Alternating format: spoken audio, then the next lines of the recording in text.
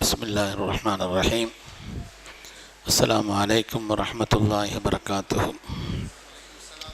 السلام عليكم ورحمة الله وبركاته. الحمد لله الحمد لله العظيم القدرة والشان شديد البطش والبرهان حافظ الدين والقرآن ما شاء الله كان ما لم يشاء لم يكن لا حول ولا قوة إلا بالله إن أريد إلا الإصلاح ما استطعت وما توفيقي إلا بالله عليه توكلت وإليه أنيب سبحانك لا علم لنا إلا ما علمتنا إنك أنت العليم الحكيم. قال الله سبحانه وتعالى في القرآن الحميد بسم الله الرحمن الرحيم ألف لام ميم ذلك الكتاب لا ريب فيه هدى للمتقين. وقال النبي صلى الله عليه وسلم تعلموا من أنسابكم ما تصلون به أرحامكم فإن صلة الرحم محبة في الأهل ومسرات في المال منساة في الأثر أو كما قال عليه الصلاة والتسليم. கண்ணியத்திற்கும் மிகுந்த மேன்மைக்குரிய சிறப்பான இந்த நிகழ்ச்சியினுடைய தலைவரும் தமிழ்நாடு ஜமாஅத்துல் உலமா சபையினுடைய மூத்த ஆலிம் பெருந்தகையில் ஒருவருமான மரியாதைக்கும் கண்ணியத்திற்குரிய நம்முடைய ஷம்சுத்தீன் ஹதரத் பெருந்தகை அவர்களே, எனக்கு முன்னால் இங்கே மிக உயர்ந்த கருத்துக்களை தனக்கே உரிய அழகான பாணியிலே மக்களுடைய மனதில் படும்படும்படியாக நகைவீச்சை உணர்வோடும் தெளிந்த ஆதாரங்களோடும் அழகாக சொல்லி அமைந்திருக்கக்கூடிய கண்ணியத்திற்கும் மிகுந்த மேன்மைக்கும் உரிய சுன்னத் ஜமாத் பேரியக்கத்தினுடைய மாநில தலைவரும் என்னுடைய கல்வியில் நிறைந்த ஹதரத் பெருந்தகை அவர்களே, மேடையில் அமைந்திருக்கக்கூடிய மேன்மைக்குரிய சுன்னத் ஜமாத் பேரியக்கத்தினுடைய பொறுப்பாளர்களே, நிறைய உலமாக்கள் இங்கே வருகின்றிருக்கிறார்கள். மேன்மைக்குரிய உலமா பெருமக்களே, மாவட்ட வட்டார ஜமாஅத்துல் உலமா சபையினுடைய பொறுப்பாளர்களே, முன்னிலை வகிக்கக்கூடிய பெருமக்களே, ஆரம்பமாக மீண்டும் ஒரு தடவை சலாமை சொல்லி என்னுடைய வார்த்தைகளை தொடங்குகிறேன். அஸ்ஸலாமு அலைக்கும் வரஹ்மத்துல்லாஹி வபரகாத்துஹு. அல்ஹம்துலில்லாஹ், தங்களை எல்லாம் சந்தித்து சில வார்த்தைகளை பேசுவதற்கான தௌஃபீகை தந்த ரப்புல் ஆலமீனுக்கு நன்றி செலுத்தியவனாக, ஸல்லல்லாஹு அலைஹி வஸல்லமுடைய பெருவிழா அது எந்த காலத்தில் எந்த நேரத்தில் எங்கே நடத்தப்பட்டாலும் அது பாக்கியமானது தான். இந்த ரபீஉல் அவ்வல் நேரத்தில் ஸல்லல்லாஹு அலைஹி வஸல்லம் அவர்களுடைய மீலாது பெருவிழா ஒரு ஈதுடைய நாள் அப்படின்னு ஒரு போஸ்டர் ஒரு இடத்துல அடிச்சிருந்துச்சு. அங்கே பெரிய ஆட்சேபனை செய்து அது ஒரு சர்ச்சையாக இருந்துச்சு. நான் அந்த ஊரில் பேசும்பொழுது கூட சொன்னேன், அல்லாஹ் குர்ஆன் ஷரீஃபில் சொல்கிறான், ரப்பனா அன்சில் அலைனா மாயிதத்த மின சமாயி தக்கூனுலனா ஈதல்லி அவ்வலினா வ ஆஹரினா. அந்த கிறிஸ்தவ பெருமக்கள் ஈசா அலைஹிஸ்ஸலாம்கிட்ட கேட்டாங்களாம், வானத்திலிருந்து எங்களுக்கு உணவை இறக்கி தரும்படி எங்கள் அல்லாஹ்விடத்தில் துஆ செய்யுங்கள், அப்படி உணவு வரக்கூடிய நாள் எங்களுக்கு ஈதுடைய நாள்னு சொன்னாங்களாம். குர்ஆனில் வருது. அப்போ ஒரு சாப்பாடு வர்ற நாளே ஒரு ஈதுடைய நாள்னு சொன்னால், இந்த உலகத்திலே உயிரின மேலான கண்மணி முஹம்மதுர் ரசூலுல்லாஹி ஸல்லல்லாஹு அலைஹி வஸல்லம் சொல்லுங்க, ஸல்லல்லாஹு அலைஹி வஸல்லம் அவர்கள் உலகத்திற்கு வந்த அந்த காரியம் என்பது நாம் நடத்தக்கூடிய ஒவ்வொரு விழாவும் அது ஈதுடைய விழாதான், அது ஒரு பெருநாளுடைய விழா போல்தான் என்பதிலே எந்த விதமான சந்தேகம் இல்லை. ஸல்லல்லாஹு அலைஹி வஸல்லம் எந்த கோணத்தில் அணுகினாலும் அவர்களை பற்றி பேசி முடிக்க இயலாது. எந்த கோணத்தில் அணுகினாலும் சரி. இப்போ 1500 ஆண்டுகளுக்கு முன்னால் வாழ்ந்த ஒரு தலைவரை குறித்து இங்கே தலைப்பு போட்டிருக்கிறாங்க, எனக்கு சமகால பிரச்சனைகளும் நபிகளாரின் போதனைகளும். இப்போ இந்த காலத்தில் உள்ளதை பற்றி சொல்லாதில் என்ன சொல்லியிருப்பாங்க, அதுக்கு என்ன தீர்வு சொல்லியிருப்பாங்க? அதாவது உலகத்தில் உள்ள தலைவர்கள்னால் யாருன்னு சொன்னால், அந்த காலகட்டத்தில் ஏதாவது பிரச்சனை வந்துச்சுன்னு வைங்க, அதுக்கு ஒரு வழி சொல்லுவாங்க. அவங்க வாழ்கிற காலத்தில் ஏதாவது பிரச்சனை வந்துச்சுன்னு சொன்னால் அதுக்கு ஒரு வழி சொல்வார்கள் தலைவர்களாக இருப்பவர்கள். ஆனால் ஸல்லல்லாஹு அலைஹி வஸல்லம் பொறுத்தவரையிலே தாங்கள் வாழ்ந்த காலத்தில் மாத்திரமல்ல, அதற்கு பின்னால் உள்ள எந்த காலகட்டத்திலே வாழக்கூடிய மக்களுக்கும், ஏன்னா அவங்க கியாமத்து வரை உள்ள ஒரு நபி. வாழ்ந்த காலத்துக்கு மாத்திரமா நபி? அவங்க வாழ்ந்த காலத்துக்கு மாத்திரமா? உலகத்தில் உள்ள எல்லா நபிமார்களுக்கும் ஸல்லல்லாஹு அலைஹி வஸல்லமுக்கும் நிறைய வித்தியாசங்கள், சிறப்புகள், தனிச்சிறப்புகள் இருக்கிறது. கேட்குதா? நல்லா சொல்கிறது கேட்குதா? ஸல்லல்லாஹு அலைஹி வஸல்லம் விசேஷ தன்மைகள் ஏராளம் இருக்கிறது. அதில் ஒன்று என்னன்னு சொன்னால், அவங்க இறுதி நபி, ரெண்டாவது பொது நபி. அவங்க தான் இறுதி நபி. அதுக்கு வேறு உலகத்தில் நபித்துவம் என்பது கிடையாது. இது மாதிரி அதுதான் பொது, அவர்கள் தான் பொது நபி. உலகத்தில் வந்த எந்த நபிமார்களும் குறிப்பிட்ட காலம், குறிப்பிட்ட இடம், குறிப்பிட்ட மக்கள், அவங்களுக்கு தான் நபியாக இருந்தாங்க. அதனால தான் அவர்களுக்கு வழங்கப்பட்ட அந்த அற்புதங்களும் கூட குறிப்பிட்ட காலத்தோடு முடிந்து போய்விட்டது.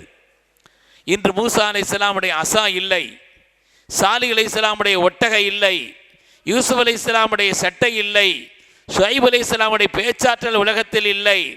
உலகத்தில் அந்தந்த நபிமார்களுக்கு வழங்கப்பட்ட அற்புதங்கள் அந்த காலகட்டத்தோடு முடிந்து போய்விட்டது. காரணம் என்னன்னு சொன்னால், அவங்க அந்த காலத்திற்கு நபி. ஆனால் நமது உயிரின மேலான கண்மணி முஹம்மது ரசூலுல்லாஹி இதெல்லாம் சொல்லிக்கிட்டே இருக்கணும்.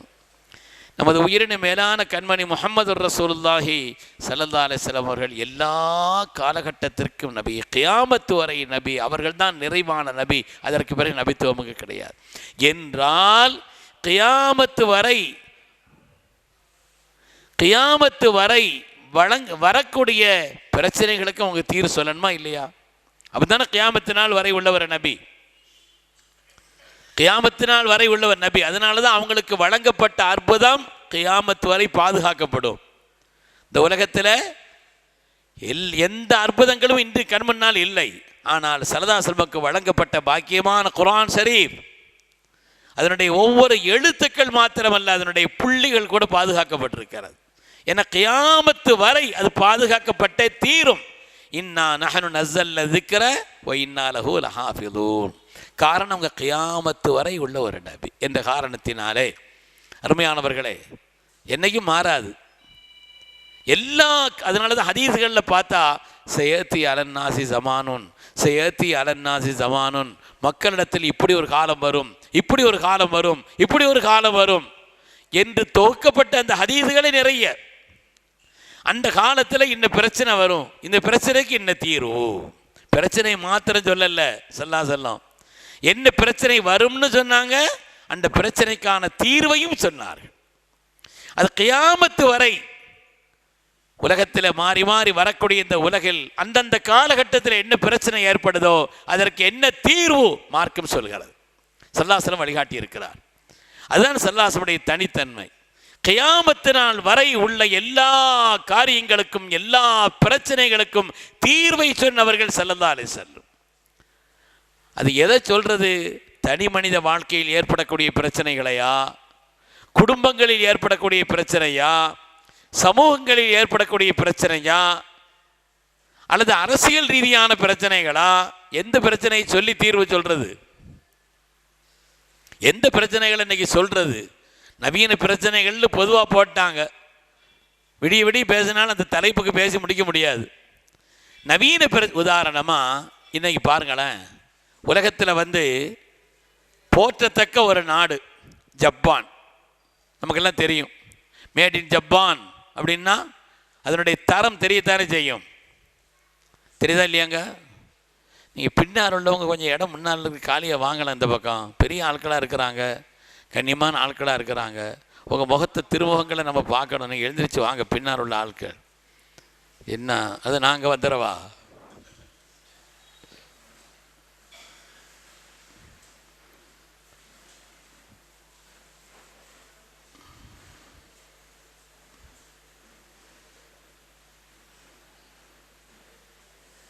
ஒன்று கோச்சுக்கிறாதியா, மார்க்க விஷயம் நான் சொல்கிறேன்.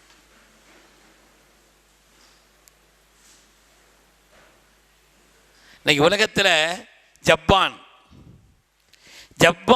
அதனுடைய தரம் என்னன்னு தெரியும். ஒரு முதல் மாடியின் ஜப்பான் போலியாக அடிக்கிறவங்க கூட, போலியாக ஏதாவது பொருளை தயாரிக்கிறவங்க கூட மேட் இன் ஜப்பான் போடுறான். ஏன்னா அதுக்கு ஒரு மதிப்பு இருக்குது, அங்கே தயாரிக்கப்பட்ட பொருள்களுக்கு தரம் இருக்கிறது. அப்போ அதனால மேட் இன் ஜப்பான், அந்த ஜப்பான் நாடு இருக்கிறதே 100% கல்வி அறிவு பெற்ற நாடு. என்னால் கவனிங்க, 100% கல்வி அறிவு பெற்ற நாடு, தொழில்நுட்பத்திலே உலகத்திலேயே தலை சிறந்த நாடு. அது மாதிரி 130 நாடுகளுக்கு அந்த நாடுகளிலிருந்து பொருள்கள் ஏற்றுமதி செய்யப்பட்டு கொண்டே இருக்கிறது. 130 நாடுகளுக்கு உலகத்தின் பல பகுதிகளுக்கு ஜப்பானிலிருந்து ஏற்றுமதி செய்யப்பட்டு கொண்டே இருக்கிறது. அந்த ஜப்பானில் அடிக்கடி நிலநடுக்கம் ஏற்படும், பூகம்பம் ஏற்படும். எவ்வளவு பெரிய நிலநடுக்கம் ஏற்பட்டாலும் சரி, எவ்வளவு பெரிய பூகம்பம் ஏற்பட்டாலும் சரி, 4 நாட்கள் தான் எல்லாத்தையும் மீட் பண்ணி முடிஞ்சிடும். அவ்வளோ தொழில்நுட்பம். 4 நாட்கள் தான். அந்த 4 நாட்களிற்குள் ஏற்பட்ட அந்த பூகம்பங்கள், நிலநடுக்கங்கள், அதனால் ஏற்பட்ட பாதிப்புகளுக்கெல்லாம் நிவர்த்தி செய்திருவாங்க. அவ்வளவு தொழில்நுட்பம். 20 கோடி மக்கள் வாழ்றாங்க, 20 கோடி மக்கள் வாழ்கிறார்கள். வளர்ந்து வரக்கூடிய பொருளாதாரத்தில் வளர்ந்த நாடு. இது எல்லாம் ஒரு பக்கம் இருக்கட்டும். ஆனால் 20 கோடி மக்கள் வாழக்கூடிய அந்த நாட்டிலே ஒரு வருஷத்துக்கு 15,000 பேர் தற்கொலை பண்ணுறான். ஒரு வருஷத்துக்கு எவ்வளோ பேருங்க? 15,000 பேர் தற்கொலை பண்ணி செத்து போகிறான். ஏன்? கல்வி இல்லையா? பொருளாதாரம் இல்லையா? தொழில்நுட்பங்கள் இல்லையா? திறமை இல்லையா? எல்லாம் இருக்கிறது, எல்லா ஆற்றலும் இருக்கிறது. ஆனால் ஒரு தனி மனித வாழ்க்கையிலே உயர்வுகள் ஏற்படுவதற்கான ஒரு வழிகாட்டுதல் என்னன்னு இந்த உலகத்திலே கண்மணி முஹம்மது ரசூலுல்லாஹி ஸல்லல்லாஹு அலைஹி வஸல்லம் சொல்லி தந்திருக்கிறார்களே, அதை பின்பற்றுவது என்பது இல்லை. நான் உதாரணத்திற்கு தான் அங்கொன்று இங்கொன்று சொல்கிறேன். எனவே அந்த நாட்டில் வருடத்திற்கு தெளிந்த ஆய்வு இது, வருடத்திற்கு 15,000 பேருக்கு மேலே தற்கொலை பண்ணுறான். ஏன்? அதற்கான ஆய்வு செய்தார்கள். உலக அளவிலே உள்ள பெரும் நபர்களை கொண்டு, அறிஞர்களை கொண்டு இது சம்பந்தமாக ஆய்வு செய்தாங்க. ஆய்வு செய்யும் பொழுது அவங்க என்ன அந்த நாட்டில் கண்டுபிடிச்சாங்கன்னா, இந்த நாட்டில் ஒரு பொம்மையான வாழ்க்கை, அதாவது ஒரு இயந்திர வாழ்க்கை. காலையில் எழுந்திருக்கிறது, அங்கே போகிறது, இங்கே வர்றது, இயந்திர வாழ்க்கை. ஒரு குடும்பத்தோடு பின்னி பிணைந்த வாழ்க்கை, குடும்ப உறவுகளை பேணக்கூடிய வாழ்க்கை, அது அங்கே இல்லை. அதுக்கு இதுக்கு என்ன சம்பந்தம் நம்ம நினைப்போம். ஆனால் குடும்ப வாழ்க்கை என்பது ஒரு மனிதனிடத்திலே ஏற்படக்கூடிய பிரச்சனைகளுக்கு தீர்வதில் இருக்கிறது. சில விதமான சிக்கல்களுக்கு தீர்வு இருக்கிறது. மனிதன் என்பவன் இணைந்து வாழக்கூடியவன், சமூக விலங்கு அவன். மனிதன் என்பவன் ஒரு சமூகத்தினுடைய விலங்கு. எல்லோரும் ஒன்றோடு ஒருவர் இணைந்து வாழ்வதுதான் சிறந்த வாழ்க்கை. அதிலேயும் உறவுகளுடைய வாழ்க்கை இருக்கிறதே. உறவுகளை சொன்னாங்க, உறவுகளை கற்றுக் கொடுங்கன்னு சொன்னாங்க. இன்னைக்கு நம்ம பிள்ளைகளுக்கு தெரியுமா? அத்தா அம்மா தெரியும், குடும்பத்தில் உள்ள மற்ற உறவுகளெல்லாம் நம்ம பிள்ளைகளுக்கு தெரியுமா? எல்லாம் டாடி மம்மி இது மட்டும்தான் ஓடுதே தவிர, அதுக்கு அது தாண்டி உள்ள உறவுகள், இவங்கெல்லாம் என்னுடைய தாயாரோடு பிறந்தவர்கள், தகப்பனாரோடு பிறந்தவர்கள், இது அவங்களுடைய மக்கள், அவங்களுடைய சந்ததிகள். எனக்கு ஒரு வகையில் அண்ணன் வர்றாரு, இவர் ஒரு வகையில் சச்சான் வர்றாரு என்று குப்பிமான் வர்றாங்கன்னு சொல்லி அந்த உறவுகளை பற்றிய ஒரு நிலை நமக்காவது ஓரளவு தெரியும், ஓரளவு தெரியும். ஆனால் அந்த உறவுகளுடைய தொடர்பு அங்கே இல்லாமல் ஆனதுதான் இந்த தற்கொலைகளுக்கும் கெட்ட முடிவுகளுக்கும் காரணம் என்று ஆய்வு செய்திருக்கிறார். பெருமக்களை, ஒரு விஷயத்தினுடைய அருமை இருக்கும்போது தெரியாது. ஸல்லல்லாஹு அலைஹி வஸல்லம் சொன்னாங்க, உங்களுடைய உறவுகளை உங்களுடைய பிள்ளைகளுக்கு கற்றுக் கொடுங்கள். உறவுகாரங்க வீட்டுக்கு போங்க, அவங்களுடைய நன்மை தீமைகளிலே, உங்களுடைய துக்கம் நலவுகளில் போய் பங்கு கொள்ளுங்க, உறவை வெளிப்படுத்துங்கள். உறவுகளில் வயதான ஆட்களாக இருந்தால் அவங்கள போய் சந்திங்க. நம்ம பிள்ளைகளை கூட கூட்டு போங்க. உறவுகளை வளர்ப்பதிலே கவனம் செலுத்துங்கள். உறவுகள் என்பவர்கள் இருக்கிறார்களே, உறவை பேணினால் பெருமக்களே, வாழ்க்கையில் என்றுமே பொய்யுரைக்காத சத்தியத்தின் திருவுருவம் கண்மணி முஹம்மது ரசூலுல்லாஹி ஸல்லல்லாஹு அலைஹி வஸல்லம் சொன்னான். உறவுகளை பேணினால் பேணலாம் ஹசரத்து, நன்றி கட்டம் ஹசரத்து. அவன் சொல்கிறோமா இல்லையா? அன்னைக்கு ஒரு சலாம் கூட சொல்ல மாட்டேங்கிறான். எத்தனையோ உதவி செய்தேன், சலாம் சொல்றதுக்காண்டியா உதவி செய்தீங்க, அல்லாவுக்கா செய்யலையா?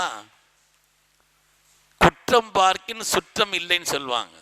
ரொம்ப தோண்டி தோண்டி தோண்டி பார்க்கக்கூடாது, அப்படிதான் இருக்கும். உரிமை எடுத்துக்கொள்வார்கள். சுற்றம் சொந்தம்னா உறவு எடுத்துக்கிறோம், உரிமை எடுத்துக்கிடுவாங்க. கல்யாணத்தில் எல்லாரும் வந்துடுவார், மச்சானை மட்டும் காணல. மச்சான அவர் அன்னைக்கு பண்ற பிகு இருக்குதை தான் யாருன்னு அன்னைக்கு தான் காட்டுவார். அதெல்லாம் இருக்கத்தான் செய்யும். உறவுகள்லாம் அப்படிலாம் இருக்கத்தான் செய்யும். இந்த உறவுகளில் அவங்க செய்யக்கூடிய இந்த காரியங்களையும் கூட அனுசரித்து யார் உறவை பேணுகிறார்களோ, உறவோடு இணைந்து வாழ்கிறார்களோ, இணைந்து வாழ்றதுங்கிறதுக்கும் சல்லாசனம் விளக்கம் சொல்லி இருக்கிறாங்க. சிலத்துர் ரஹம்னு சொன்னா, இவர் கல்யாணத்துக்கு போறாரு, ஒரு 500 ரூபா கவரில் வச்சு கொடுக்குறாரு. அடுத்து அவங்க குடும்பத்துக்கு கல்யாணம், இவர் ஒரு 500 ரூபா கொடுத்துட்றார். அவர் செய்தா இவரும் செய்வார், அவர் செய்யாட்டா இவர் செய்ய மாட்டார். அது பகரம், அது பகரம். ஆனால் உறவுகளோடு சேர்ந்து வாழ்வதற்கு அல்லாஹ்வுடைய ரசூல் சொன்னார்கள், அவர் சேர்ந்தாலும் நான் சேர்ந்து வாழ்வேன், அவர் என்னை துண்டித்தாலும் என்னை கண்டுகொள்ளாவிட்டாலும் என் விஷயத்தில் அலட்சியமாக இருந்தாலும் நான் சேர்ந்து வாழ்வேன். அதுதான் உறவுகளை சேர்ந்து வாழ்றது. இன்ஷா அல்லாஹ் நம்ம அப்படி சேர்ந்து வாழ்ந்துக்கரலாமா? நம்முடைய மனோ விருப்பத்தின்படி வாழ்வது அல்ல இஸ்லாமிய வாழ்க்கை. அல்லாஹ்வுடைய ரசூல் ஒன்று சொன்னாங்களா, அலர் ரஸி வல் ஐன், அது அப்படியே கட்டுப்படுவது தான் நம்முடைய வாழ்க்கை. வாழ்க்கையில் வெற்றி பெறுவோம், ஜெயிப்போம், சந்தேகமே இல்லை பெருமக்களே. ஆனால் இன்னைக்கு ஹஜ்ஜிக்கு போகிற காலங்களில் கூட, பழங்காலத்தில் எல்லாம் ஹஜ்ஜிக்கு போனால் எந்த ஒரு பகையும் இருக்காது.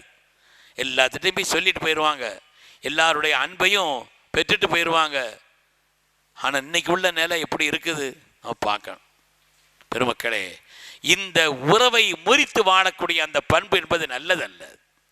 அது வாழ்க்கையிலே நிம்மதியை கெடுத்துவிடும், எல்லா விதமான ஆபத்துகளுக்கும் காரணமாகும். இன்றைக்கு உலகத்தில் வளர்ந்த நாடு, நான் அது மாதிரி பல நாடுகளை சொல்லலாம். உதாரணத்திற்கு நான் ஜப்பானை சொன்னேன். பல நாடுகளிலேயும் பொருளாதாரத்தில் மேம்பட்டவர்களாய், கல்வி அறிவில் மேம்பட்டவர்களாய், மருத்துவத்துறையிலே ஆக உயர்ந்த நிலையிலே எல்லா விதமான வளங்களையும் பெற்றும் கூட நிம்மதி இல்லாமல் தற்கொலையிலே தங்களை ஆக்கி கொண்டு அழித்துக் கொள்கிறார் என்று சொன்னால், ஆய்வு செய்தவர்கள் சொல்லித்தரக்கூடிய காரணம் என்னன்னா, அவர்கள் உறவுகள் விஷயத்தில் கவனம் இல்லை. ஸல்லல்லாஹு அலைஹி வஸல்லம் சொன்னாங்க, யார் உறவுகளை பேணி வாழ்கிறார்களோ அவர்களுக்கு குடும்ப ரீதியான அன்பு அதிகரிக்கும், குடும்ப ரீதியான அன்பு அதிகரிக்கும். பொருளாதாரத்தில் வளம் ஏற்படும், பொருளாதாரத்தில் வளம் ஏற்படும். யார் தன்னுடைய வாழ்நாள் நீண்டிருக்க வேண்டும் என்று ஆசைப்படுகிறார்களோ, சொன்னாங்க, மன் சர்ரஹ, சொல்றார்கள், யார் தன்னுடைய வாழ்நாள் நீண்டிருக்க வேண்டும் என்று ஆசைப்படுகிறார்களோ அவர்கள், அதேபோல் தங்களுடைய வாழ்க்கையிலே தட்டில்லாத ரிசுக், குறைவில்லாத ரிசுக் இருக்க வேண்டும் என்று யார் ஆசைப்படுகிறார்களோ, ஒரு ஹதீஸ்ல இந்த 3 விஷயத்தை சொல்றாங்க. நீண்ட ஹயாத் நம்மளா உண்டாக்கிற முடியுமாங்க? நம்மளா ஒரு வருஷத்தை நம்ம கூட்டிக்கிற முடியுமா? ஒரு நிமிஷத்தை கூட நம்மளால கூட்ட முடியாது. ஆனால் நீண்ட வாழ்நாள் வேண்டுமா? தட்டில்லாத குறைவில்லாத ரிசுக் வேண்டுமா? குறைவில்லாத ரிசுக்குன்னா நிறைய பணம்ங்கிறது அல்ல, தேவைக்கு எல்லாம் கரெக்டாக இருக்கும். நம்ம தேவை எதுவுமே தடபடாது, தேவைகளெல்லாம் உரிய காலத்தில் அப்படி எப்படி நடந்து கொண்டே இருக்கும். தட்டில்லாத குறைவில்லாத ரிசுக். 3வது ஒயது அன்ஹு மைத்தத்த சூ, கெட்ட மரணங்களை விட்டு பாதுகாப்பு. 3 விஷயத்தை ரசூல் சொல்றாங்க. நீண்ட ஹயாத்தும், நிறைவான பொருளாதாரமும், கெட்ட மரணங்களை விட்டு பாதுகாக்க வேண்டும் என்று யாருக்கு ஆசைப்படுகிறார்களோ உறவுகளை சேர்ந்து வாழட்டும்னு சொன்னான். அதுக்கு மாற்றமா உறவுகளை சேர்ந்து வாழாவிட்டால் அவர்களுக்கு சிறுபிராயத்தில் மரணங்கள், கெட்ட மரணங்கள், தற்கொலையினுடைய மரணங்கள், இதுவோ உள்ளதெல்லாம் நடக்கும் என்ற ஹதீஸினுடைய பின்பலத்திலே நமக்கு செய்தி சொல்லப்படவில்லையா? எனவே இன்றைய காலகட்டத்திலே உலக அளவில் வெளிப்படையான காரியங்கள் எல்லாம் உயர்ந்திருப்பவர்களை போல தோற்றம் தந்தாலும் கூட மனதளவில் நிம்மதி இல்லாமல், மனதளவிலே நெருக்கடிகளோடு தங்களுடைய வாழ்க்கையை தாங்களே அழித்து கொண்டு தற்கொலை செய்யக்கூடிய இப்படிப்பட்ட நிலைகள் வளர்ந்த நாடுகளிலும் இருக்கிறது என்று சொன்னால் அதற்கு அடிப்படையான காரணம் உறவுகளை பேணாமை. உறவுகளை பேணி வாழ்ந்தால், பெருமக்களே, உறவுகளை பேணி வாழ்ந்தால், அதாவது ஒரு மேல்நாட்டு அறிஞருடைய ஒரு செய்தியை நான் சமீபத்தில் படித்தேன். அவர் வந்து ஒரு கிறிஸ்தவ பேரறிஞர். அவருடைய ஒரு செய்தியை நான் படித்தேன். பேர் குறித்து வைக்கல, ஆனால் அவருடைய அறிக்கை ரொம்ப பெரிய அறிஞர். அவர் சொல்கிறார், உலகத்தில் நான் நபிகள் நாயகம் சொல்லுங்களேன் ஸல்லல்லாஹு அலைஹி வஸல்லம் அவர்களுடைய வரலாறுகளை படித்திருக்கிறேன், பொன்மொழிகளை நான் படித்திருக்கிறேன், கேட்டிருக்கிறேன். அந்த ஆயிரக்கணக்கான பொன்மொழிகளில் அவர் சொல்கிறார், ஒரு 3 ஹதீஸை எடுத்து நடந்தா போதும், வாழ்க்கையில தனிப்பட்ட குடும்ப ரீதியான சமூக ரீதியான வாழ்க்கையில ஓரளவு நிம்மதி ஆயிரலாங்கிறார். சொல்றது சகோதர சமுதாயத்தினுடைய ஒரு பெரிய ஆராய்ச்சியாளர் சொல்கிறார். ஒரு 3 ஹதீஸை எடுத்து நடந்தா போதும், இன்னைக்குள்ள பிரச்சனைகளுக்கு அதுலேயும் தீர்வு இருக்கிறது. இன்னைக்குள்ள பிரச்சனை என்ன? மத விவகாரங்கள், வெறுப்பு பிரச்சாரங்கள், வெறுப்புணர்வு பிரச்சாரங்கள் எல்லாம் இருக்குதா இல்லையா? இந்த வெறுப்புணர்வு பிரச்சாரங்கள் இன்றைய நம்முடைய காலகட்டத்தில் மத ரீதியாக மதவெறி கொண்டு மக்களை பிரிக்கக்கூடிய ஒரு நிலை, துவேஷங்களை உண்டாக்குவதற்கு, மனக்கசப்புகளை உண்டாக்குவதற்கு, வெறுப்புணர்ச்சிகளை உண்டாக்குவதற்கு, துவேஷங்களை உண்டாக்குவதற்கென்று பெரிய பெரிய திட்டங்களை அரசாங்கத்தினுடைய பொறுப்பில் இருப்பவர்களெல்லாம் போட்டு செயல்பட்டு கொண்டிருக்கக்கூடிய காலகட்டம் இது. இந்த காலகட்டம், இதற்குண்டான தீர்வு என்ன? ஸல்லல்லாஹு சொல்லியிருக்கிறார்களா? இந்த காலகட்டத்தில் நாம் எப்படி நடக்கணும்? எப்படி நடந்தால் இந்த காலம் சமகாலத்திலே உள்ள இந்த வெறுப்புணர்வை நீக்குவதற்கு, இந்த தவறான நம்மை பற்றி உண்டான தவறான பிரச்சாரங்களை நீக்குவதற்கு என்ன செய்யணும்? இந்த ஒரு மேல்நாட்டு அறிஞர் சொன்னாருன்னு சொன்ன அந்த ஹதீஸில் இதுக்கு ஒரு பதில் இருக்குது. அவர் சொல்கிறார், 3 ஹதீஸுகளை நான் பின்பற்றினால், அதில் முதலாவது அவர் சொல்றார் என்னன்னா, உன்னுடைய சகோதரனை பார்த்த உடனே ஒரு புன்முறுவல் செய். இஞ்சி தின்ன அப்படின்னால இருக்கக்கூடாது, ஒரு புன்சிரிப்பு. சகோதரனை பார்க்கிறாயா, ஒரு புன்சிரிப்பு.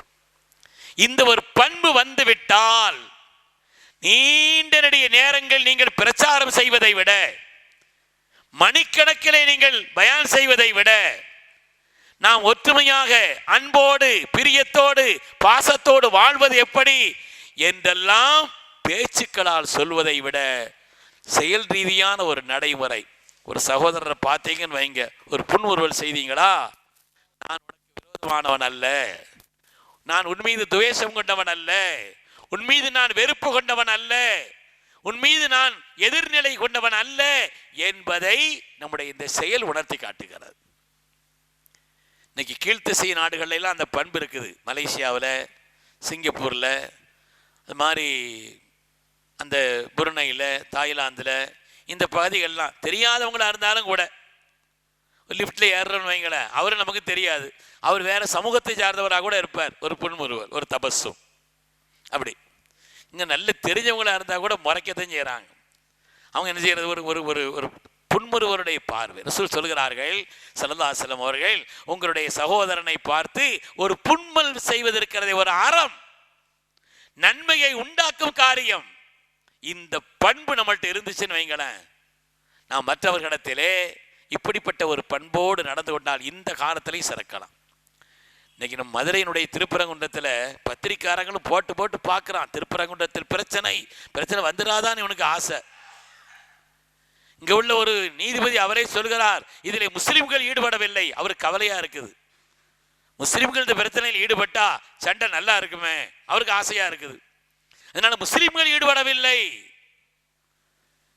இந்த காரியத்தில் அங்கே தீபம் ஏற்றுவது சம்பந்தமாக பிள்ளையார் கோயிலினுடைய உச்சியில் தான் நாங்கள் இதுவரை தீபம் ஏற்றிருக்கிறோம் என்று கோர்ட்டுக்கு அறிக்கை கொடுத்தவர்கள் யாருன்னு சொன்னா அந்த கோயிலினுடைய அர்ச்சகர் சொல்கிறார், கோயிலுடைய பொறுப்பாளர் சொல்கிறார், அங்கே உள்ள மக்கள் சொல்கிறார், இந்து சகோதர மக்கள் சொல்கிறார். கடை அடங்கினா அடைக்க மாட்டேங்கிறாங்க, கொஞ்சம் சொல்லி பார்த்துட்டு போங்கிறாங்க. நாங்கள் எல்லாரும் ஒத்துமையாக தான் இருக்கிறோம், அண்ணன் தம்பிகளா வாழ்கிறோம், பிரியத்தோடு இருக்கிறோம், எங்களுக்கு மத்தியில் துவேஷங்கள் இல்லை, எங்கிருந்தாவது இங்கே துவேஷத்தை உண்டாக்கிவிட்டு சென்று விடாதீர்கள், போங்க. எவ்வளவோ முயற்சி செய்தும் கூட இந்த சகோதர சமுதாயத்தவர்கள் நம்மின் மீது அவர்கள் இப்படிப்பட்ட ஒரு நிலையை காட்டுவதற்கான காரணம் என்னன்னு சொன்னா, நாம் உபகாரமாக பண்போடு நடந்து கொண்ட காரணத்தினால். பார்க்குறாங்க, பக்கத்து வீட்டில் ஒரு முஸ்லீம் பாய் இருக்கிறாரு, அவர் எப்படின்னு தெரியத்தானே செய்யும் அவங்களுக்கு. நம்முடைய நல்ல குணங்களை கொண்டு, நல்ல பண்புகளை கொண்டு அவரை பார்த்தாலே ஒரு புன்முறுவல். இதுதான், இந்த பரிமாற்றங்கள் தான் வாழ்க்கையில இன்றைய காலகட்டத்தினுடைய பிரச்சனைகளையும் கூட தீர்த்து வைக்கக்கூடிய ஒரு காரியம். நான் கூட பக்கத்தில் நிகழ்ச்சியில் சக்கிமங்கலத்தில் சொல்லும்போது சொன்னேன்னா, ஒரு 8-9 வருஷத்துக்கு முன்னால் நான் திருநெல்வேலியிலேருந்து சென்னைக்கு போகிறதுக்காக வேண்டி ஒரு ட்ரெயினில் ஏறி உட்காந்துருக்கிறேன், பகல் ட்ரெயினில். என் பக்கத்தில் ஒரு ப்ரொஃபஸர், அவர் அந்த ஏசி கோச்சில் அவரும் நானும் மட்டும்தான் உட்காந்துருக்கோம். அவரை பார்த்தவொடனே நான் ஒரு புண்ணு சிரிப்பு, யாருன்னு தெரியாது, ஒன்றுன்னு தெரியாது, பெரிய மனுஷன், ஒரு கல்வியாளர், அது பார்த்தவொடனே தெரியுது, ஒரு புண்ணு சிரிப்பு. அவரும் ஐயா வாங்க அப்படின்னா 2 பேரும் உட்கார்ந்தோம். காலையில் பெறப்பட்ட அந்த ட்ரெயின் ஒரு 9 மணிக்கு மேலே பட்ட ட்ரெயின் மத்தியானம் சாப்பாட்டுக்காக வேண்டி மதுரை ரயில்வே ஸ்டேஷனில் முன்னால் இருக்க கோச்சிலிருந்து இறங்கி போய் சாப்பாடு வாங்குறதுக்காக போகிறாரு. அவர் போகிறதுக்குள்ளே வண்டி பெறப்பட்டான். அதனால் வேகமாக வந்து வண்டியில் ஏறிட்டார். சாப்பாடு ஐயா வாங்க இல்லையா, இல்லை வண்டி பெறப்பட்டுருச்சுன்னார். கொஞ்சம் நமக்கு தெரிந்த ஒரு சகோதரர் திருச்சியில் இருக்கிறார், எனக்கும் சாப்பாடு வாங்கிட்டு வருவார், நீங்கள் எங்கே வாங்கணும்னு சொல்கிறீங்களோ அங்கே சொல்லுங்கள், நான் வாங்கிட்டு வர சொல்கிறேன் அப்படின்னு நான் அவர்கிட்ட இல்லை ஐயா இல்லை ஐயான்னார். பரவாயில்லைன்னு சொன்னார். இல்லை நான் வாங்க சொல்கிறேன்னு ஃபோன் எடுத்து சொல்கிறேன், வா 2 சாப்பாடு வாங்கிட்டு வா, எனக்கு வாங்கிட்டு வா, இங்கே கூட ஒரு பெரிய ப்ரொஃபஸர் இருக்கிறாங்க, அவங்களுக்கு ஒரு சாப்பாடு இந்த இடத்துல வாங்கிட்டு வான்னு ஃபோனில் சொன்னேன். இவர் மறுக்கல்லன்னு சரின்னு சொல்கிறாருன்னு தான் அர்த்தம். அதனால் மறுக்கல்ல, அவன் சாப்பாடு வாங்கிக்கொண்டு வந்து கொடுத்தான். கிட்டத்தட்ட 9 வருஷத்துக்கு முன்னால் உள்ள நிலை. வேலூரிலே உள்ள சகோதர சமுதாயத்தை சார்ந்த அங்கே உள்ள அப்துல் ஹக்கீம் காலேஜிலே ப்ரொஃபஸராக இருந்த ஒரு பெரிய கல்வியாளர் பெருமக்களே, அவர் என் வீட்டுக்கு வந்திருக்கிறாரு, நான் அவன் வீட்டுக்கு போயிருக்கிறேன். 9 வருஷத்துக்கு முன்னால் நடந்த சம்பவம். இந்த அன்பும் இந்த என்ன நடந்துச்சு, ஒன்றும் நடக்கல. ஒரு தபசு, ஒரு புன்முறுவல், அந்த புன்முறுவலுடைய விளைவாக அன்பின் பரிமாற்றம். பேசிக்கிட்டு இருந்தோம். அதுக்கு பிறகு ஒரு சாப்பாடு வாங்கி, அவர் நான் கொடுத்தது வந்து ஒரு 100 ரூபா உள்ள பெருமானம் தான், அவர் 500 ரூபா எடுத்து கையில் தர்றார். இல்லை ஐயா பிரச்சனை இல்லை, அதில் என்ன இருக்குது, ஒன்றும் இல்லை அப்படின்னு சொன்னோம். பெருமக்களே, இந்த பண்பும் பரிமாற்றமும் ஒருவரை பார்த்து செய்யக்கூடிய புன்முறுவல் உலகத்தில் உண்டாக்கக்கூடிய சாதனை சாதாரணமானதல்ல. நம்ம சாதாரணமாக நினச்சிக்கிட்டு இருக்கிறோம் அந்த விஷயத்தை. அந்த ஒரு பேரறிஞரும் சொன்னாரே, 3 ஹதீஸ்களை பின்பு, அதில் இந்த 1 முதலாவது இந்த ஹதீஸ் சொல்றார், உன் சகோதரனை பார்த்து ஒரு புன்முறுவல் செய்வதற்கிறதே நீ செய்யக்கூடிய தர்மம், ஒரு அறம். 4 தடவை பார்த்து நீங்கள் ஒரு புன்முறுவல் செய்யுங்க, 5ஆவதா பார்த்து அவர் உங்கள் மீது நல்லா இருக்கிறீங்களான்னு விசாரிக்காமல் போக மாட்டார். ஒரு 4 தடவை நீங்கள் சலாம் சொல்லி பாருங்களேன். புதுசாக ஒரு ஊருக்கு போகிறோம், அங்கே இருக்கிறோம், சலாம் சொல்கிறோம், ஒரு 2-3 தடவை சலாம் சொல்லணும்னு சொன்னால் நீங்கள் யார் கேட்குறாங்களா இல்லையா? இந்த ஒரு தபஸும் ஒரு சலாம், இந்த அன்பின் பரிமாற்றம் இருக்கிறதே. நான் புருணைக்கு போயிருந்தேன், ஒரு ஹோட்டலில் கொண்டு தங்க வச்சுட்டாங்க, என்ன தன்னந்தனியாக ஹோட்டலில் விட்டுட்டு போயிட்டாங்க. எனக்கு அது ரொம்ப கஷ்டம். தனியாக ராத்திரி பகல் ஒரே இடத்துல உட்காந்துருக்கணும், குறிப்பிட்ட ஃபங்க்ஷனுக்கு மட்டும் போயிட்டு 2 வந்துடணும். சில பேருக்கு அது ராகத்தாக இருக்கும், எனக்கு அது ரொம்ப கஷ்டம். அதனால நான் பள்ளிக்கு சுபு தொழுத உடனே அங்கே சுபு தொழுதைக்கு அந்த பள்ளிக்கு போவோம் பக்கத்தில். அங்கே எல்லாரும் சேர்ந்து உட்காந்து குரான் ஓதுவாங்க. அங்கே குரான் ஓதுகிற மஜ்லிஸ் எப்படின்னா, யாராவது தப்பாக ஓதுனா திருத்தி கொடுப்பாங்க, அப்படி ஒரு மஜ்லிஸ். அப்போ நானும் போய் உட்காந்துருந்தேன். ஒரு ஆள் தப்பாக ஓதினார், அது நான் திருத்தி கொடுத்தேன். ஒரு வாரம் அங்கே இருக்க வேண்டியது இருந்துச்சு. சுப்ஹானல்லாஹ், ஒரு நாள் அங்கே உட்கார்ந்து அந்த பரிமாற்றங்களை செய்வதனுடைய விளைவாக அவர்கள் நம்மின் மீது ஏற்படுத்தி கொண்ட அன்பு. அவங்க பேசுறது எனக்கு விளங்கல்ல, நான் பேசுறது அவங்களுக்கு விளங்கல்ல. அவங்க மலாய் மொழியில் பேசுகிறாங்க, நமக்கு விளங்கல்ல. ஏன் பேசுறது அவங்களுக்கும் விளங்கல்ல. உலக பாஷை தான், சட சைக்கின இருக்கு இல்லையா, அந்த உலக பாஷை தான் நடக்கிறதே தவிர ஒன்றும் இல்லை. ஆனால் குரான் ஓதும் பொழுது அப்படி சொன்ன ஒரு நிலை, பார்க்கும் பொழுது சலாம், நான் இன்னைக்கு பெறப்படுறேன் ஊருக்கு அப்படிங்கிறத சொன்னேன். சுப்ஹானல்லாஹ், அந்த அன்பின் பரிமாற்றமாக அவர்கள் வெளிப்படுத்திய அந்த நிலை இருக்கிறதே மறக்க இயலாது. சகோதரர்களுக்கு மத்தியிலே அன்பை வளர்த்து கொள்வதற்குண்டான காரியங்களை செய்யுங்கள். உலகத்தில் துவேஷங்கள் நீங்கும், மனமாச்சாரியங்கள் நீங்கும், வெறுப்பு தன்மை என்பது நீங்கும். மற்றவர்கள் எவ்வளவு முயற்சி செய்தாலும் நாம் உண்டாக்கி வைத்திருக்கக்கூடிய இந்த பண்பாடு என்பது நிலைக்கும். அவர் 3 ஹதீஸ் சொன்னார். அதில் ஒன்றுங்க சமீபத்தில் சம்பந்தப்பட்டதுங்கிறதுனால நான் அதை விரிவாக சொல்கிறேன். இந்த அன்பினுடைய பரிமாற்றம் என்பது இருக்கிறதே உலகத்தில், அதற்கவர்களும் சொன்னாங்க. ஸல்லல்லாஹு அலைஹி வஸல்லம் உலகத்தில் வெற்றி பெற்று தங்களுடைய அற்புதமான குணங்களால் தான். ஃபுத்திஹத்தில் மதீனா பி அக்லாகின் நபி ஸல்லல்லாஹு அலைஹி வஸல்லம். ஸல்லல்லாஹுடைய குணத்தால் தான் மதீனா முனவரா வெற்றி கொள்ளப்பட்டது. அவருடைய உயர்ந்த குணத்தினால் தான் சாத்தியமானது காரியங்கள். இல்லைன்னா இந்த 23 ஆண்டு காலகட்டத்திலே எப்படிப்பட்ட மாற்றங்களை உலகத்தில் உண்டாக்கினார்கள். இந்த மாற்றங்களுக்கான அடிப்படை என்பது உயர்ந்த குணங்கள் தான். அதனால சமகாலத்தில் ஏற்படக்கூடிய எந்த பிரச்சனையானாலும், குறிப்பிட்ட பிரச்சனைனா அதை விளக்கி சொல்லியிருக்கலாம், எந்த பிரச்சனை ஆனாலும் சரி, அதற்குண்டான நிவர்த்தியை, அதற்குண்டான தெளிவான வழிகாட்டுதலை வல்லல் முஹம்மது ரசூலுல்லாஹி ஸல்லல்லாஹு அலைஹி சொல்லி தந்திருக்கிறார். பெருமக்களே, அந்த ஒரு அறிஞர் சொன்ன ஒரு 3 ஹதீஸில் இன்னும் 2 ஹதீஸையும் சொல்லிவிடுகிறேன். முதலாவது சொன்னார், உடைய சகோதரர்களை பார்த்தால், மற்றவர்களை பார்த்தால் ஒரு தபஸ், ஒரு புன்முறுவல் செய்யுங்கள், அது உண்டாக்கக்கூடிய விளைவுகள் மகத்தானது. 2வது சொல்கிறார், இது தனி மனித வாழ்க்கையில அன்பையும் பரிமாற்றத்தையும், நல்ல பரிமாற்றத்தையும் உண்டாக்கும். குடும்ப ரீதியான நல்ல பரிமாற்றங்களுக்கு அவர் சொல்கிறார், நான் ஒரு ஹதீஸை படித்தேன். அந்த ஹதீஸிலே நபிகள் நாயகம் ஸல்லல்லாஹு அலைஹி வஸல்லம் அவர்கள் தன்னுடைய மனைவியினுடைய வாயில் ஒரு உணவை எடுத்து ஊட்டினார்கள் அப்படின்னு வருது. இதுவும் அப்படித்தான். 1 மணி நேரம் உட்கார்ந்து, நான் உன் மேலே பிரியமாக இருக்கிறேன், நான் உன் மேலே பாசமாக இருக்கிறேன், எனக்கு உன் மேலே அன்பு உண்டு, நீ என்ன சொன்னாலும் நான் அப்படி இப்படின்னு இந்த எல்லா பயானம் செய்கிறத விட கொஞ்சம் உணவு எடுத்து மேலே கை வச்சு பிஸ்மி சொல்லி வாயில் ஊட்டினீங்கன்னு வைங்க, அது உண்டாக்கக்கூடிய தாக்கம் சாதாரணமானதல்ல. கல்யாணம் முடிச்சல புதுசில் புது மாப்பிள்ளை யாராவது ஊட்டணும் அப்படிங்கிறது மாத்திரமல்ல, எல்லா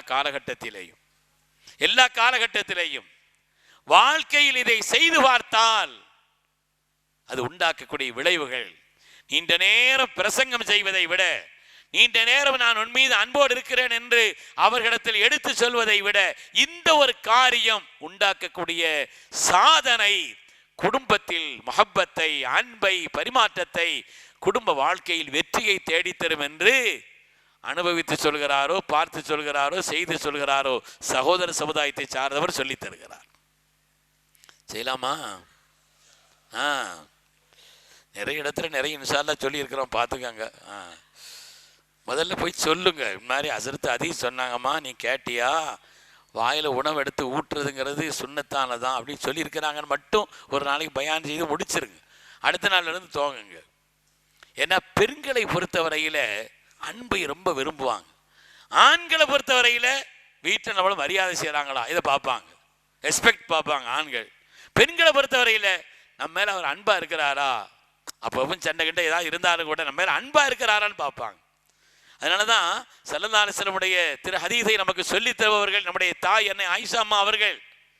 அவங்க சொல்கிறாங்க, ஒரு பால் இருந்துச்சு, ஸல்லல்லாஹு அலைஹி வஸல்லம் எண்ணெய் எடுத்து குடிக்க சொன்னாங்க, குடிச்சிட்டு மிச்சப்பால் தந்தாங்க, மிச்சப்பாலை தர சொன்னாங்க, நான் குடித்தேங்கிறாங்க.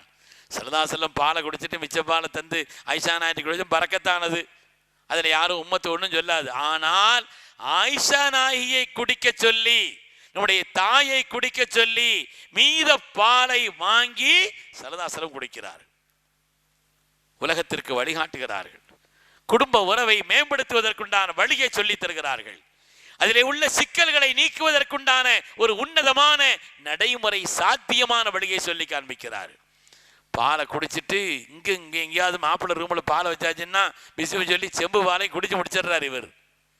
பாலை அவங்கள குடிக்க சொல்லுங்க, மிச்சம் வைக்க சொல்லுங்க, அதில் மிச்சத்தை நீங்கள் குடிங்க.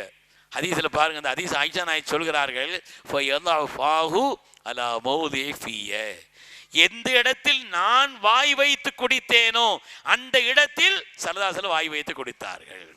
செம்பில் இருக்குது, குடித்தாங்க, சுல்லாட்ட கொடுக்குறாங்கன்னு செம்பை திருப்பினாங்க, திருப்பி அவங்க வாய் வச்ச பகுதியில் இவங்க வாய் வச்சு குடித்தாங்கிற இந்த செய்தியை சொல்றது நம்முடைய தாய் தான், இந்த செய்தியை சொல்றதும் ஆயிஷா அம்மா தான் என்றால் பெண்கள் அதையெல்லாம் கவனிப்பார்கள். சில வருடங்களுக்கு முன்னால் ஹஜ்ஜில் கத்தர்ல இருந்து ஒரு ஃபேமிலி வந்துருந்துச்சு. ஹஜ்ஜினுடைய காரியங்கள் எல்லாம் முடித்த பிறகு மினாவில் உட்கார்ந்து இருக்கும் பொழுது கணவன் மனைவி 2 பேரும் உட்கார்ந்து இருக்கிறாங்க. அதில் ஒரு செய்தின்னு உட்கார சொன்னாங்க. உட்கார்ந்தேன். அவங்க மனைவி சொன்னாங்க, என்னுடைய கணவர் ரொம்ப நல்லவர், அதில் ரொம்ப கண்ணியமானவர், குடும்பத்தினுடைய எல்லா தேவைகளையும் பார்ப்பார், எல்லா காரியங்களையும் செய்வார் அதில். ஆனால் ஒரு 5 நிமிஷம் என் கூட உட்காந்து பேச மாட்டேங்கிறார். அதில் முன்னால் உட்கார்ந்த கூட என்னத்தையோ பார்த்துக்கிட்டு உருட்டிக்கிட்டு இருக்கிறாரே தவிர, மேலேருந்து கீழே, கீழே இருந்து மேலே உருட்டிக்கிட்டு இருக்கிறாரே தவிர, என் முகத்தை பார்த்து 2 வார்த்தை பேச மாட்டேங்கிறார். பொருளாதாரத்தை குறை சொன்னார்களா? அவருடைய கண்ணியத்தை குறை சொன்னார்களா? செலவழிக்கவில்லை என்று குறை சொன்னார்களா? எல்லாம் செய்கிறார். ஆனால் பெண்கள் எதிர்பார்ப்பது அன்பை. குடும்ப உறவிலே உள்ள சிக்கல்களை தீர்ப்பதற்கு வழி அல்லாஹ்வுடைய ரசூல் சொன்னார்கள், நிச்சயமாக இப்படிப்பட்ட காரியங்களை செய்யுங்க அப்படின்னு. சகோதர சமுதாயத்தை சார்ந்த ஒரு சகோதர அறிஞர் 3 ஹதீஸ்களை சொல்றார். அதுல ஒன்று சொல்றார். மூணாவது அவர் சொல்கிறார், மூணாவது ஒரு ஹதீஸு, அதாவது நபிகள் நாயகம் ஸல்லல்லாஹு அலைஹி வஸல்லமுடைய அவங்களுடைய வாழ்க்கை, சஹாபாக்களுடைய வாழ்க்கையில் என்னன்னா, பசிச்சா சாப்பிடுவாங்க, வயிறு நிரம்ப வயிறு முட்டை அப்படிலாம் சாப்பிட மாட்டாங்க, தேவைக்கு சாப்பிடுவாங்க, கொஞ்சம் மூச்சு விடுறதுக்கு அது மாதிரி தண்ணி குடிக்கிறதுக்கெல்லாம் கொஞ்சம் இடம் வச்சிருப்பாங்க. அப்படி வயிறு முட்டை பிடிச்சியா போடுற மாதிரி அப்படி சாப்பிடக்கூடாது. துன்யாவில் பட்டினி கிடந்த மௌத்தா போனங்களை விட சாப்பிட்டு மௌத்தா போன கூட்டம் தான் ஜாஸ்தி. எப்படிங்க? சாப்பாட்டினுடைய குறைவு, பட்டினி, இதில் இருந்து மௌத்தா போனங்களை விட, மௌத்தா போனவங்களெல்லாம் எழுப்பி சில பேரை கேட்டால் சொல்லுவாங்க, நாங்கள் ரொம்ப கூடுதலாக சாப்பிட்டதுனால அதுக்கு பிறகு தான் வந்துட்டோங்குவாங்க. ஜமாத்துல் உலமா சார்பாக ஒவ்வொரு ஊர்லேயும் பல நேரங்களில் பயிரரங்கம் நடக்கும். சங்கைக்குரிய நம்முடைய டாக்டர் ஹதரத் பெருந்தகை அவர்களும் கூட பெரம்பலூரில் ஒரு பயிலரங்கத்தில் ரொம்ப அற்புதமான விஷயங்களை உலமாக்களுக்கும் சமூகத்திற்கும் சொல்ல வேண்டிய விஷயங்களை இந்த பயிலரங்கத்தின் வழியாக ஹதரத் அவர்கள் சொல்லி காட்டினார். சமீபத்தில் நாங்கள் சிவகங்கையில் ஒரு பயிலரங்கம் நடத்தினோம். ஒரு டாக்டர் வந்து பேசினார். சுப்ஹானல்லாஹ், ஆச்சரியகரமான பேச்சு, ஆச்சரியகரமான பேச்சு. உடல் நலம் பேணுவது சம்பந்தமா அவர் பேசுகிறார். எவ்வளவு விஷயங்களை சொன்னார் தெரியுமா? சில விஷயங்களை சொன்னா நீங்க ஆச்சரியப்படுவீங்க, அவ்வளவு விஷயங்களை சொன்னார். அவர் சொன்னார், நான் சொல்வது உலமாக்கள் எனக்கு சொல்லி தந்ததை சொல்கிறேன், ஹதீஸ்களில் உள்ள செய்தியை சொல்கிறேன் அப்படின்னு சொல்லிட்டு நிறைய செய்தியை சொன்னார். அதில் ஒரு செய்தியை சொன்னார், நல்ல பிரியாணி சாப்பிட்டுட்டு ஆக உயர்ந்த உணவை சாப்பிட்டுட்டு அன்னைக்கு கொஞ்ச நேரத்திலேயே வீடு கூடாதீங்க. பட்னியா இருக்கும் பொழுது எப்படி வீடு கூடாதீங்களோ அது மாதிரி நல்ல கட்டிட்டு அதுக்கு பிறகு உடனே போய் வீடு கூடாதீங்க. ஏன்னா இந்த பொருள் செரிமானமாகுவதற்கு சில விதமான செயல்களை உடல் செய்யும். அந்த நேரத்தில் இந்த உணவு செரிமானமாகுவதற்குண்டான பணிகளை செய்து கொண்டிருக்கக்கூடிய அந்த நேரத்தில் நீங்க வீடு கூடினீங்கன்னு சொன்னா அதற்காக வேண்டிய பெரிய இரத்தத்தை அங்கே செலுத்த வேண்டிய ஒரு நிலை இருக்கும். அது சிரமமாகும்னு சொல்லி விஞ்ஞான நுட்பங்களோடு அந்த ஹதீஸை சொல்லி அந்த விஷயத்தை சொல்லி காமிச்சார். குடும்ப உறவு சீராகுவதற்குண்டான வழி. இன்னைக்கு இந்த சமூகத்தில் தற்கொலை குறைவா இல்லையா? தற்கொலைங்கிறது பிற சமூக மக்கள்ல எல்லோரையும் ஆண்டவர் பாதுகாக்க வேண்டும். இந்த சமூகத்தில் அது இல்லை. அது அல்லாஹ் மீது உண்டான நம்பிக்கை, ஸல்லல்லாஹு வழிகாட்டுதல், எல்லாம் ஒரு காரியம் இருந்தால் அல்லாஹ் நமக்கு சரியாக்குவாங்கிற அந்த தவக்குள் இருக்குதே, இதுவெல்லாம் பெருமக்களே வாழ்க்கையிலே நமக்குண்டான வெற்றிக்கும் பிரச்சனைகள் தீர்வதற்கும் உண்டான வழி ஸல்லல்லாஹு சொல்லி தந்த வழிதான். அதை கொண்டுதான் வெற்றி. மூணாவது அவர் சொல்கிறார், முதலாவது ஹதீஸு ஒருவர் மற்றவரை பார்த்து புன்முறுவல் செய்வது.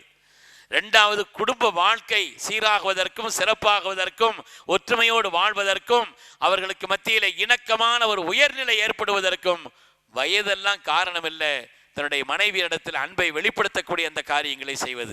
மூணாவது அவர் சொல்கிறார், நபிகள் நாயகம் ஸல்லல்லாஹு அலைஹி வஸல்லம் சஹாபாக்கள் அவங்களுடைய வாழ்க்கையில் நடந்த விஷயங்களை பசித்தால் சாப்பிடுவோம், சாப்பிட்டாலும் அளவோடு சாப்பிடுவோம்.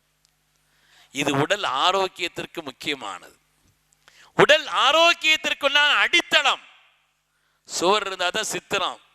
அதனால இந்த உலகத்திலே உணவை தேவைக்கு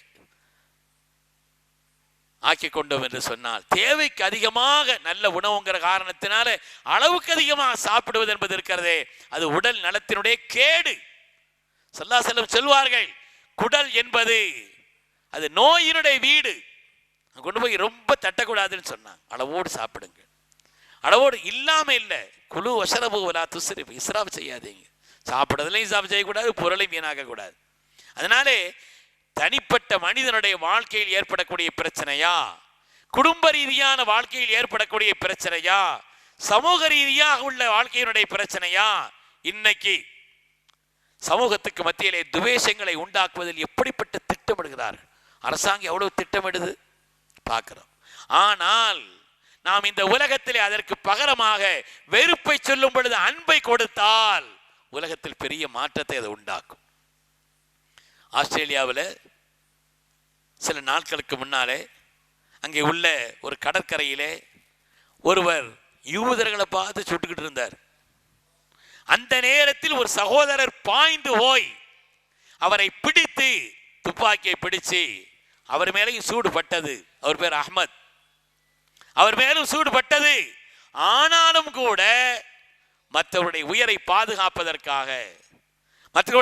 பாதுகாப்பதற்காக சுடப்படுபவர்கள் யகூதிகள் தானே, யூதர்கள் தானே என்றெல்லாம் இல்லாமல் மனித சமூகத்திலே அதற்கு அவங்க சொன்னாங்க இல்லையா, உபகாரம்ங்கிறது எல்லாருக்கும் செய்யணும், எல்லாருக்கும் உபகாரம் செய்யணும்.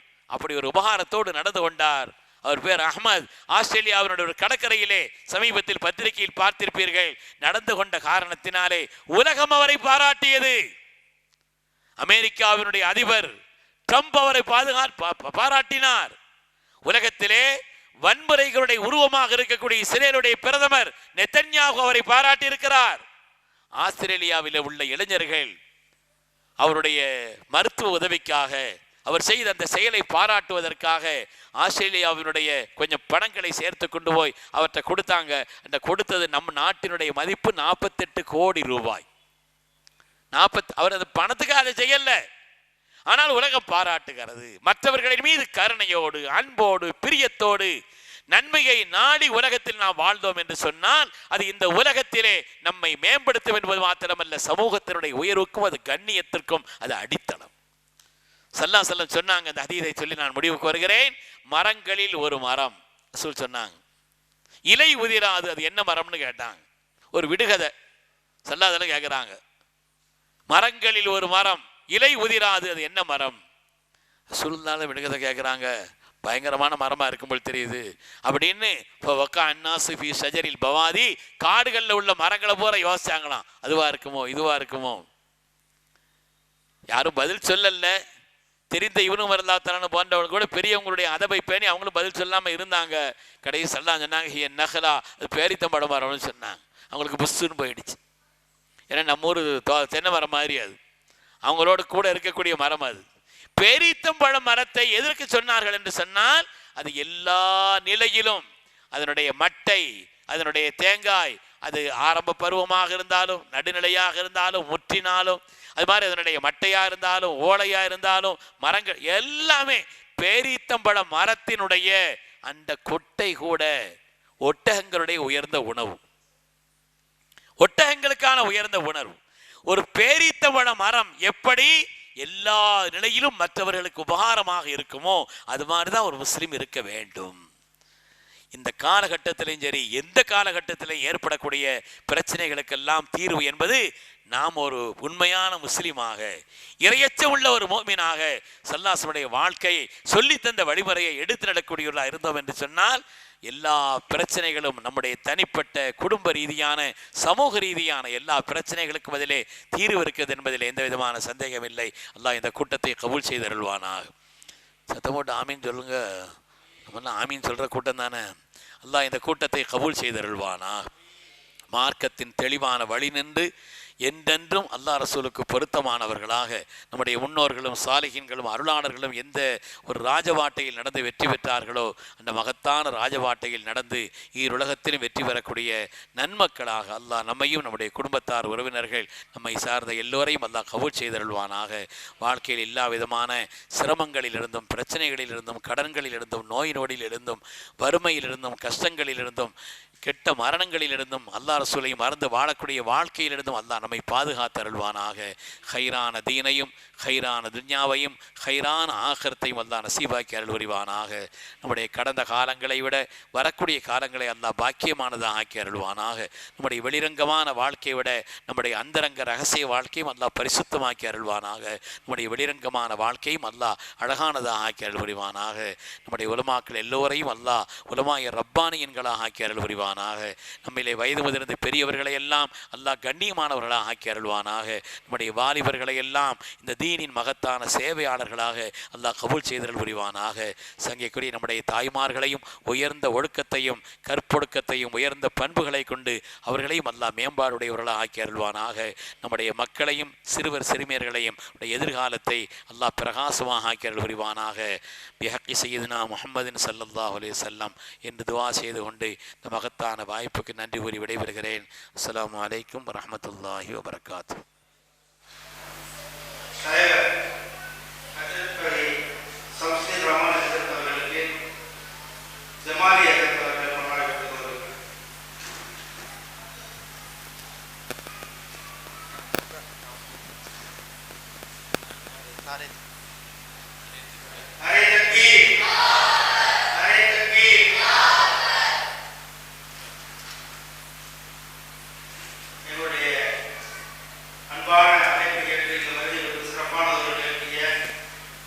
மாநில ஜமாத் உலமா தலைவர் ஹஜ்ரத் அவர்களுக்கு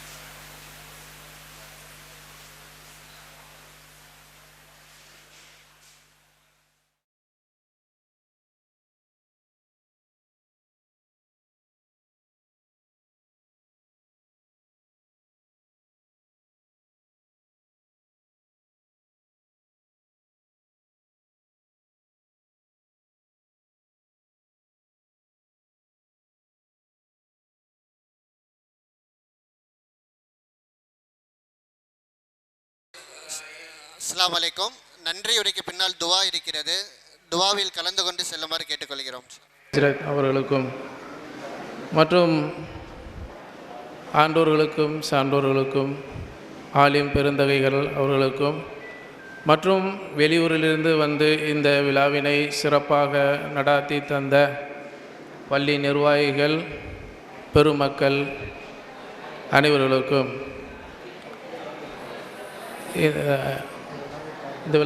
இந்த விழாவிற்காக உதவி செய்த நல்லுள்ளங்கள் அனைவர்களுக்கும் அஸ்ஸலாமு அலைக்கும் வரஹ்மத்துல்லாஹி வபரகாத்துஹு. ஜஸாக்குமுல்லாஹ் ஹைரன் கதீரன் பி தாயிரன் என்று சுன்னத் ஜமாத் பேரியக்கத்தின் சார்பாக நன்றி கூறிக்கொள்கிறோம். அஸ்ஸலாமு அலைக்கும் வரஹ்மத்துல்லாஹி வபரகாத்துஹு. பிஸ்மில்லாஹிர் ரஹ்மானிர் ரஹீம். அல்ஹம்துலில்லாஹி ரப்பில் ஆலமீன். அல்லாஹும்ம ஸல்லி அலா சய்யிதினா வ நபீனா வ மௌலானா முஹம்மதின் வ அலா ஆலி சய்யிதினா முஹம்மதின் வ பாரிக் வ ஸல்லி வ ஸல்லிம் அலைஹி. அல்லாஹும்ம ஷர்ரிஃப்னா பித்தக்வா வ ஜம்மில்னா பில் ஆஃபியா வர்ஸுக்னா அல் ஜன்னத யா ரப்பல் ஆலமீன். அல்லாஹும்ம அர்ஸுக்னா இல்மத் தௌஹீதி வ அமலல் இக்லாஸ் வ ஹுஸ்னல் காத்திமா. அல்லாஹும்ம அர்ஸுக்னா علم التوحيد وعمل الإخلاص وحسن الخاتمة. اللهم ربنا اغفر لنا ذنوبنا وإسرافنا في أمرنا وثبت أقدامنا فانصرنا على القوم الكافرين. وثبت أقدامنا فانصرنا على القوم الكافرين. وثبت أقدامنا فانصرنا على القوم الكافرين. اللهم اهدنا اللهم اهدنا اللهم اهدنا الصراط المستقيم صراط الذين أنعمت عليهم من النبيين والصديقين والشهداء والصالحين. اللهم تقبل منا ما كان صالحا وأصلح لنا ما كان فاسدا. اللهم ربنا لا تزغ قلوبنا بعد إذ هديتنا هب لنا من لدنك رحمة إنك أنت الوهاب. اللهم ربنا لا تؤاخذنا إن نسينا واخطأنا ربنا ولا تحمل علينا إصرا كما حملته على الذين من قبلنا ربنا ولا تحملنا ما لا طاقة لنا به واعف عنا واغفر لنا وارحمنا أنت مولانا فانصرنا على القوم الكافرين. لا إله إلا الله الحليم الكريم. سبحان الله رب العرش العظيم. الحمد لله رب العالمين. نسألك موجبات رحمتك وعزائم مغفرتك والغنيمة من كل بر والسلامة من كل إثم.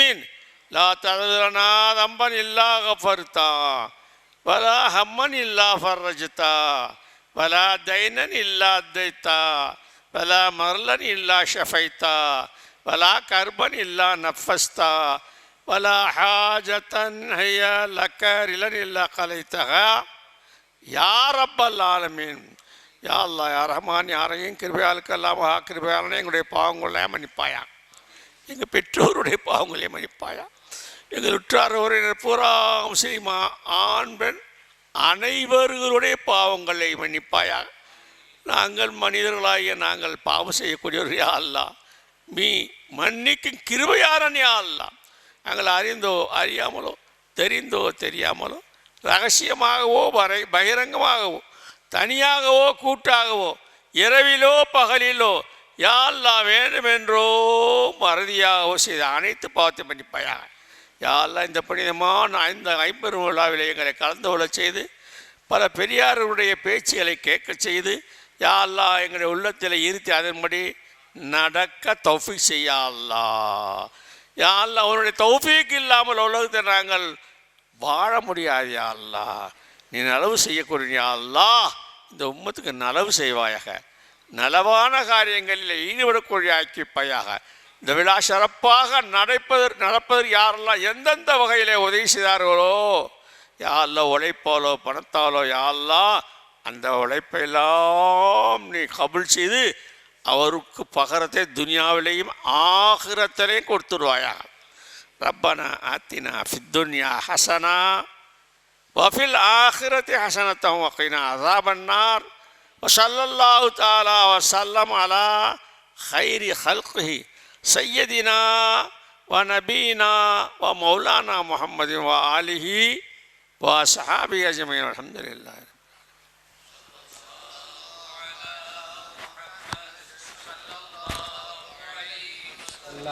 சல்லல்லாஹு அலா முஹம்மது ஸல்லல்லாஹு அலைஹி வஸல்லம். சல்லல்லாஹு அலா முஹம்மது யா ரப்பி ஸல்லி அலைஹி வஸல்லிம். அஸ்ஸலாமு அலைக்கும் வரஹ்மத்துல்லாஹி வபரகாத்துஹு. ஆண்களுக்கு தக்வா பள்ளியில் இப்போ இமாம் ஜமாத் நடைபெறும் இசா தொழுகை தொழுது கொள்ளவும் இன்ஷா அல்லாஹ்.